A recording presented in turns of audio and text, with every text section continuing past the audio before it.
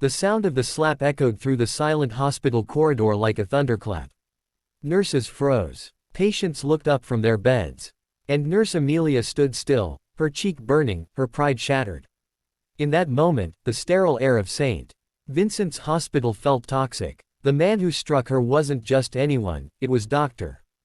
Gregory Hall, the head surgeon, respected by everyone, feared by most. And now, he had crossed a line that could never be erased. Amelia's eyes welled with tears, but she refused to let them fall. "You're done here, drive." Hall snapped coldly, his voice echoing across the ward. "Pack your things and leave immediately. I won't have incompetence in my OR." He stormed off, his white coat flaring behind him like a banner of arrogance. The staff stood paralyzed. Everyone had seen what happened. Amelia had questioned the risky decision he was about to make during a late-night surgery. She had saved the patient's life by pointing out a dosage error, but drive.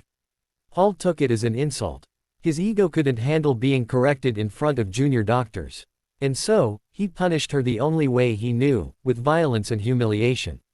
That night, Amelia walked home under the cold drizzle, her nursing uniform soaked, her heart heavier than ever.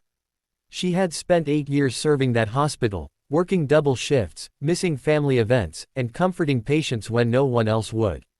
Now, all of it had ended in a slap. She sat by her window that night, unable to sleep. Every word, every look from that evening replayed in her mind. She thought about her patients, Mrs. Wilson, the elderly diabetic who called her Angel, little Noah in pediatrics who waited for her smile every morning. What would happen to them now? But Amelia didn't know that her story wasn't over, it was only just beginning. The next morning, St. Vincent's Hospital buzzed with unusual tension. Doctors whispered in the hallways, nurses gathered in corners. Something was happening, something big.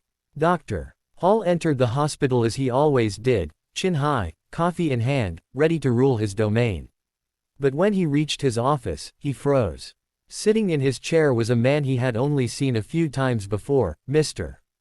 Thomas Reed, the chairman of the hospital board. "Dr. Hall," Reed said coolly, without looking up from a file on his desk, "we need to talk." Gregory frowned. "Sir, I wasn't aware."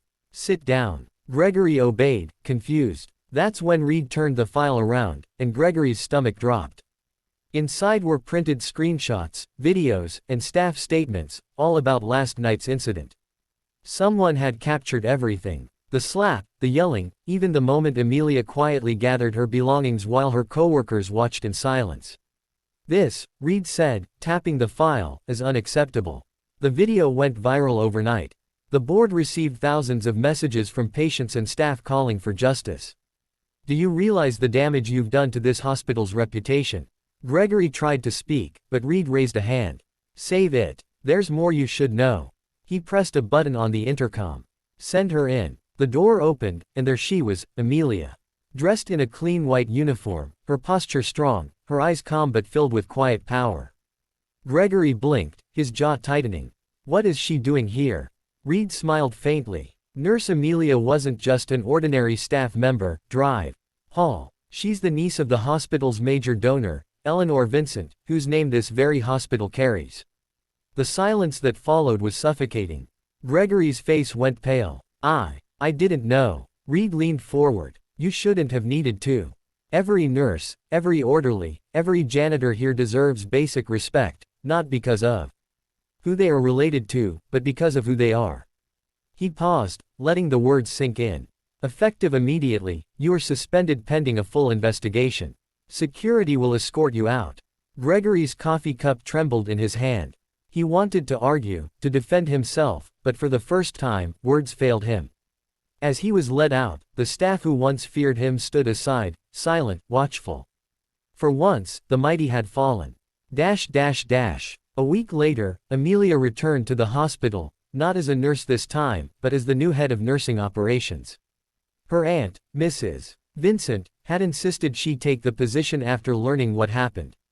Amelia initially refused, not wanting special treatment, but eventually agreed, on one condition, that she would use her position to make sure no one in the hospital was ever treated unfairly again. Her first act as head nurse was simple but powerful. She established an anonymous reporting system for staff mistreatment, ensuring that no one would ever suffer in silence again. Slowly, the atmosphere of St.